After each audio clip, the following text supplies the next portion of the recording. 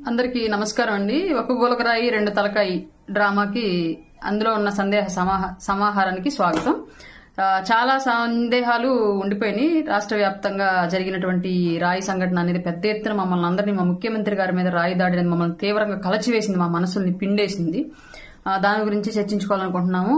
అందుమూలంగా మా మనసులు పిండేసిన మూలంగా రాష్ట్ర ప్రజానీకానికి ఒక విజ్ఞప్తి ఏంటి అంటే, ముఖ్యమంత్రి గారి 5 ఏళ్ల పాలన తర్వాత ఎన్నో బాధలు మీరందరూ పడిన తర్వాత ఆయన గారి పాలనలో మీకు వ్యతిరేకత రావడం అనేది సర్వసాధారణమే. ఉద్యోగాలు రాని యువతకు గాని, సమయానికి జీతాలు రాని ఉద్యోగులకు గాని, పంట కొనక గిట్టుబాటు ధర ఇవ్వక నష్టపోయినటువంటి రైతులకు కానీ, మద్య నిషేధం చేస్తామని చెప్పేసి చేయకపోతే వచ్చి మహిళలకు వచ్చిన ఇబ్బంది కానీ, రోడ్డు యాక్సిడెంట్ లో ప్రాణాలు కోల్పోయి కొంతల వాళ్ళ రోడ్లలో యాక్సిడెంట్ లో ప్రాణాలు కోల్పోతే వాళ్ళ కుటుంబాలకు వచ్చినటువంటి బాధ వల్ల కానీ, ప్రాజెక్టులు పూర్తవక వాటరు కరెంటు విషయాల్లో ఇబ్బందులు పడుతున్నటువంటి సామాన్యులకు కానీ, ఒకటి కాదు రెండు కాదు ఇలా రకరకాలుగా కుల సమీకరణాలు, మత సమీకరణాలు, ఇట్లా ఎన్నో విషయాల మీద రాష్ట్ర ప్రజానీకానికి అందరికీ కూడా జగన్మోహన్ రెడ్డి గారి మీద ఇవాళ కోపం ఉన్నమాట వాస్తవం. దాన్ని మేము ఒప్పుకుంటున్నాం.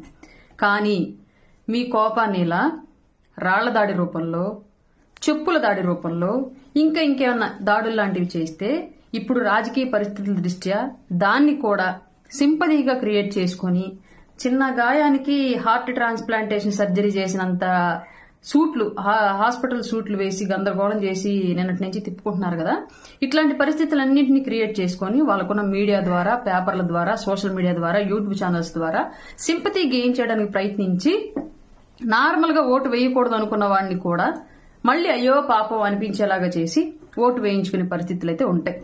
కాబట్టి ఈ దాడులేవి మీరు చెయ్యకుండా ప్రభుత్వం మీద మీకున్నటువంటి తీవ్రమైన వ్యతిరేకతని, జగన్మోహన్ రెడ్డి మీద మీకున్నటువంటి తీవ్రమైన వ్యతిరేకతని రేపు ఈవీఎంల దగ్గర ప్రదర్శించి వైసీపీకి ఫ్యాన్ గుర్తుకి ఓటేయకుండా ఉమ్మడి పార్టీ అభ్యర్థులు ఎవరైతే నిలబడతారో మీ దగ్గర, గ్లాసు పార్టీ, కమలం పార్టీ, సైకిల్ పార్టీ, ఈ మూడిట్లో ఎవరికి నించోబెడితే ఎవరు ఉంటే మీ దగ్గర అభ్యర్థి వాళ్లకు ఓటేసి ఈ ప్రభుత్వం మీద ఉన్న వ్యతిరేకతను మీరు చాటుకోవాలని చెప్పేసి మేము రిక్వెస్ట్ చేస్తున్నాం.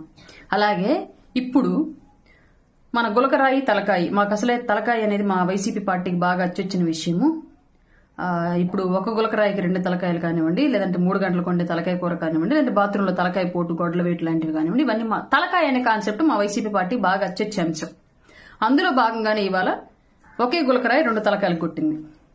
దీనికి సంబంధించి సందేహాలు నాకు చాలా ఉన్నాయి. ఫస్ట్ విషయం, ముఖ్యమంత్రి గారి బస్సుకి చుట్టుపక్కల కెమెరాలు ఉంటాయి. డ్రోన్ కెమెరాలు, మీడియా కెమెరాలు, వాళ్ళ పర్సనల్ పార్టీ కెమెరాలు కిలోమీటర్ల పరిధి కవర్ చేస్తని మనం చూస్తా ఉన్నాం. పెద్ద సిద్ధం సభలను పెట్టేసి ఇక్కడి నుంచి అక్కడికి ఎడిటింగ్లు చేసి మరి గ్రీన్ మ్యాట్ల మీద పెద్ద పెద్ద సభల్లో లక్షలాది మంది జనం వచ్చారని చెప్పేసి క్రియేట్ చేస్తున్న విషయం మనం చూసాం. ఇప్పుడు రాయి వేసిన వ్యక్తి ఎంత తక్కువ అనుకున్నా అంత హైట్ లో బస్సు మీద ఉన్న వ్యక్తికి రాయి వేయాలి అంటే చాలా బలంగా చెయ్యి ఇట్లా పైకి లేసి ఇట్లా కొట్టాలి, చాలా స్పీడ్ గా కొట్టాలి. లేదేదో నన్ను మన సలహాదారుడు సజ్జల గారు కార్డ్ బిల్ పెట్టి కొట్టారంటున్నారు. కార్డ్ బిల్ పెట్టి కొట్టినా జనాల్లో ఉండి ఇట్ట కిందకి పెట్టి కొట్టడం కుదరదు, పైకి పెట్టే కొట్టాలి. ఆ కార్డ్ బిల్ కొట్టిన చెయ్యవరిది, లేదా ఆ రాయి ఇసిరేసిన చెయ్యవరిది, ఏ కెమెరాలో ఎందుకు అది రికార్డ్ అవ్వలేదు, ఆ రికార్డ్ ఇప్పటివరకు ఎందుకు వైసీపీ పార్టీ బయట పెట్టలేదు. 360 degreesలోనూ వాళ్ళ కెమెరాలు ఉంటాయి వాళ్ళ సభలకి. అలాగే పవన్ కళ్యాణ్ గారి మీద రాయడానికి ప్రయత్నించాడు అన్న వ్యక్తి దొరికాడు, చంద్రబాబు నాయుడు గారి మీద రాయడానికి ప్రయత్నించిన వ్యక్తి దొరికాడు, జగన్మోహన్ రెడ్డి గారికి పటిష్టమైన భద్రత ఉంది, అధికార యంత్రాంగం ఆయన చుట్టుపక్కలే ఉందంతా, ఆయన ఆ వ్యక్తి ఇప్పటివరకు ఎందుకు దొరకలేదు? ఇది ఒక ప్రధానమైన క్వశ్చన్ మా అందరికి. ఎవరు ఆన్సర్ చేయొచ్చు. రెండోది, సహజంగా ఒక రాయి ఒక వ్యక్తికి తగిలిన తర్వాత మళ్లీ రెండో వ్యక్తికి తగలాలి అంటే ఈ వ్యక్తి ఆ రాయిని గమనించి అతనికి తగలక ముందే ఫోర్స్ఫుల్ గా దాన్ని ఏదో ఒక డైమెన్షన్ లో నెట్టాలి. నెడితే మాత్రమే పక్కన ఉన్న వాళ్ళకి తగులుతుంది. జగన్మోహన్ రెడ్డి ఈ డైమెన్షన్ లో ఉండి ఇటు నుంచి రాయి తగిలింది అనుకున్నప్పుడు జగన్మోహన్ రెడ్డి గారికి రాయి గమనించుకొని దాన్ని ఇలా నెడితే తప్పితే ఈ పక్కన ఉన్నటువంటి ఎల్లంపల్లికి తగిలే ఛాన్స్ లేదు. ఎల్లంపల్లి కూడా అప్పుడు ఏ డైమెన్షన్ లో నించొని ఉండాలి? ఇలా జగన్ ఉంటే ఇలా ఎల్లంపల్లి ఉండాలి, ఇట్లా అడ్డంగా ఇట్లా ఉంటేనే తగులుతుంది, లేదంటే తగలదు. ఎల్లంపల్లికి సేమ్ కంటి మీద ఛాన్సే లేదు, తగలదు. కానీ జగన్మోహన్ రెడ్డి గారికి ఏడ తగిలిందంట, పక్కన ఎల్లంపల్లి గారికి కంటికాడ ఇక్కడ తగిలిందంటే ఎట్టా అవుతుంది? కార్డ్బిల్తో వేసిన రాయి అయినా, షూటింగ్ అంతా వేసిన రాయి అయినా, చేత్తో వేసిన రాయి అయినా సింగిల్ పాయింట్ కి ఎయిమ్ అవుతుంది. ఒక్క చిన్నప్పుడు చెరువు కాడ నించొని కప్పగొంతులు నేస్తాం చిల్ల పింకులతోటి ఫ్లాట్ గా ఉండే రాళ్ళని తీసి ఇట్లా నీళ్ళ మీదకి పెట్టి ఇట్లా వేస్తే అది 4-5 దెబ్బలు తగులుతాయి వెళ్ళిపోద్ది నీళ్ళ మీద. అట్లాగా వేస్తే తప్పితే ఒక రాయి రెండో వ్యక్తికి తగిలే ఛాన్స్ లేదు. కానీ ఆ డైమెన్షన్ లో వేసే రాయి హైట్ లో వేయడానికి కుదరదు. కిందికి మాత్రమే వేయగలం. కప్పగొంతులు వేసే రాళ్ళు కిందికి మాత్రమే వేయగలం. మన హైట్ కన్నా కిందికి మాత్రమే వేయగలం. జగన్మోహన్ రెడ్డి గారికి తగిలిన రాయి వెల్లంపల్లి గారికి ఎలా తగిలింది? ఇది మా అందరికీ క్వశ్చన్. రెండోది, ఎల్లంపల్లి గారికి గాయమైందన్న విషయం హాస్పిటల్లో ట్రీట్మెంట్ చేస్తున్నప్పుడు కన్నేది ఎర్రగా లోపలేదో వేసి ఫోటో తీసి ఇంత పెద్దగా చూపించి ఎల్లంపల్లి గారికి తగిలింది అని చెప్పి కట్టు ఇట్ట మూసేసి చూపిస్తున్నారు తప్ప ఎల్లంపల్లి గారికి గాయమైందని ఆ స్పాట్ లో జగన్మోహన్ రెడ్డి గారిని ఎలా పోర్ట్రేట్ చేశారో ఎల్లంపల్లి గారికి తగిలిన గాయాన్ని ఎందుకు చూపించలేదు? ఇదొక క్వశ్చన్. అలాగే ప్రభుత్వ ఆసుపత్రిలో ఎక్కడైనా సరే చిన్నపాటి జబ్బుకు కూడా పర్సనల్ డాక్టర్లతో టెస్ట్ చేయించుకునే మీరు, లేదంటే హైదరాబాద్ వెళ్ళే మీరు ఆ గాయానికి గవర్నమెంట్ హాస్పిటల్కి ఎందుకు వెళ్లారు? మీరు గవర్నమెంట్ హాస్పిటల్స్ బాగా చేశాను కాబట్టి అభివృద్ధి నేను చూయించుకోవడానికి వెళ్ళానని చెప్పడానికి వెళ్లారా?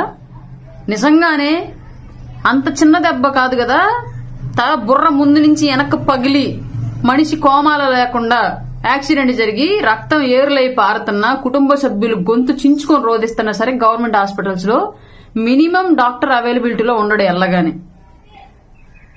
Operation theatre range, heart transplantation range ఇచ్చారు మీరు ముఖ్యమంత్రి కాబట్టి.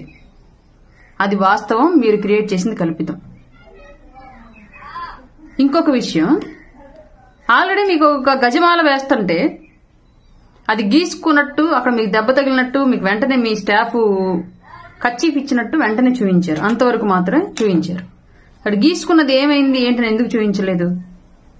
దాని తర్వాత ప్లేస్కి వచ్చేటప్పటికి మధ్యలో ఎంత ప్లాన్ మీ టీము మీరు ఫోన్లో రచించారు, పలానా చోట ఎవరో ఒకరిని రాయేయమని చెప్పండి, అది తగిలే టైంకి నేను గమనించుకుని అబ్బాని ముందుగానే అంటాను. చుట్టూ ఉన్న బౌన్సర్లు కూడా గమనించక ముందే కింద కాళ్ళ కడ కూర్చున్నాడు ఒకటి తెల్ల సొక్క వాళ్ళు వేసి గబక్కన పైకి వచ్చి మీది రాయి అని మీకు దెబ్బ తగిలింది అని డిస్కషన్ చేసి జనాన్ని పిలిపిస్తాడు. ఇదంతా స్క్రిప్ట్ లాగా అనిపించట్లా? కరెంట్ లేని ఏరియాలోనే జరిగింది. తీగలు తగులుతాయి కాబట్టి మేము తీయించాం కరెంట్ అని చెప్పి చెప్తున్నారు. ఎన్నిసార్లు ఈ సింపతి డ్రామాలు ఆడతారు?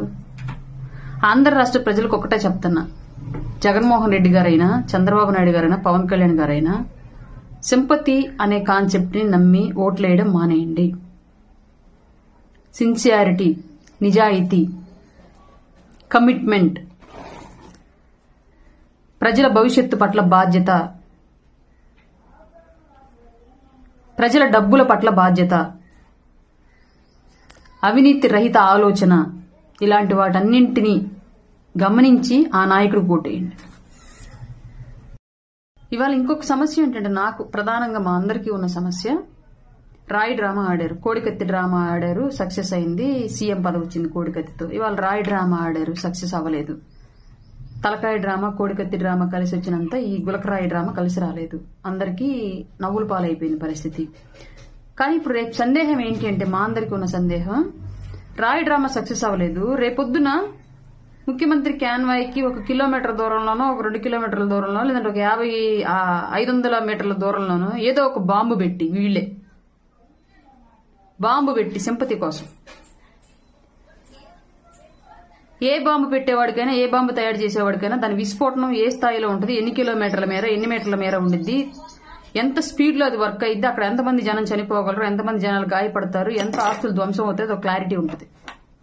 అట్లాంటి పరిస్థితుల్లో కేవలం కొంతమేర మాత్రమే విధ్వంసం సృష్టించేలా, కొన్ని ప్రాణాలు మాత్రమే తీసేలాగా ఏదో బాంబులు పెట్టిన ఈ పర్యటనలో, జగన్మోహన్ రెడ్డి యొక్క పర్యటనల్లో జగన్మోహన్ రెడ్డి అండ్ టీమే ఏదో ఒక చోట బాంబు పెట్టించేసి జనాల ప్రాణాలు తీసి, జగన్మోహన్ రెడ్డిని చంపడానికి ఆ బాంబు ప్రతిపక్షాలు పెట్టారు, కానీ అది త్రుటిలో తప్పిపోయింది అని చెప్పేసి సామాన్యుల ప్రాణాలు తీసి దాన్ని కూడా సింపతిగా క్రియేట్ చేసుకుని ప్రతిపక్షాల మీద నెట్టి అధికార దాహంతో అభాగ్యుల ప్రాణాలు తీయరు అని గ్యారంటీ ఏంటి? జగన్మోహన్ రెడ్డి సభలకు వచ్చే వాళ్ళకి ప్రాణ రక్షణ ఏంటి? ఇది నేను ఆంధ్ర రాష్ట్ర ఇంటెలిజెన్స్ వ్యవస్థని, పోలీస్ యంత్రాంగాన్ని, ఎలక్షన్ కమిషన్ ని క్వశ్చన్ చేస్తున్నా. ఇవాళ రాయి డ్రామా కాబట్టి సరిపోయింది, ఎల్లంపల్లికి మాత్రమే తగిలింది అంటారు. తగిలిందా డ్రామా అనేది తర్వాత విషయం, తగిలింది అంటున్నారు, ఆ లెక్కనే చూసుకుంటాం. రేపొద్దున ఇంకొక బాంబు ఎవడొకటి పెట్టి ముఖ్యమంత్రిని చంపడానికి పెట్టారని ఒక స్టోరీ క్రియేట్ చేసి సామాన్యుల ప్రాణాలు తీయరని గ్యారంటీ ఏంటి? మీరు సామాన్యుల ప్రాణాలకు ముఖ్యమంత్రి సభలో ఎంతవరకు రక్షణ ఇస్తారు?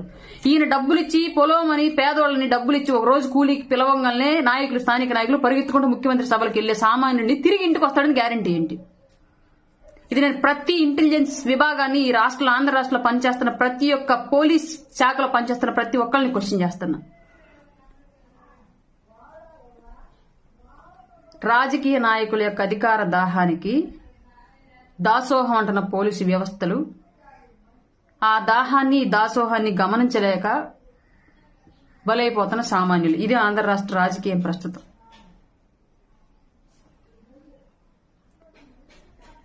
దయచేసి ముఖ్యమంత్రి గారికి నాదొక విన్నపం. ఎర్రని ఎండలో తారు రోడ్డు మీద మాస్క్ మాత్రమే అడిగిన నేరానికి ఒక దళితుని చొక్కా ఇప్పి పెడరెక్కలు కట్టి ఎర్రని ఎండలో పడుకోబెట్టి చొక్కాల నుంటి మీద పోలీసుల సహకారంతో హింసించావు. అతను పడిన బాధ ముందు నీకు తగిలిన రాయి బాధ ఎంత? నిజంగా రాయి తగిలి ఉంటే ఓర్చుకోండి. నిజంగా మీకు రాయి వేసింది గనక, ప్రతిపక్షాలు సామాన్యుడు గనక, అది నీ 5 ఏళ్ల పాలన వైఫల్యం. ఆ రాయి వేయించుకుంది నువ్వే గనక అయితే ప్రజలు గుర్తించలేని వైఫల్యం. ఈసారి ప్రజలు వైఫల్యం చెందరు, ఖచ్చితంగా మీకు ఓటెయ్యరు అని నేను భావిస్తున్నాను జగన్మోహన్ రెడ్డి గారు.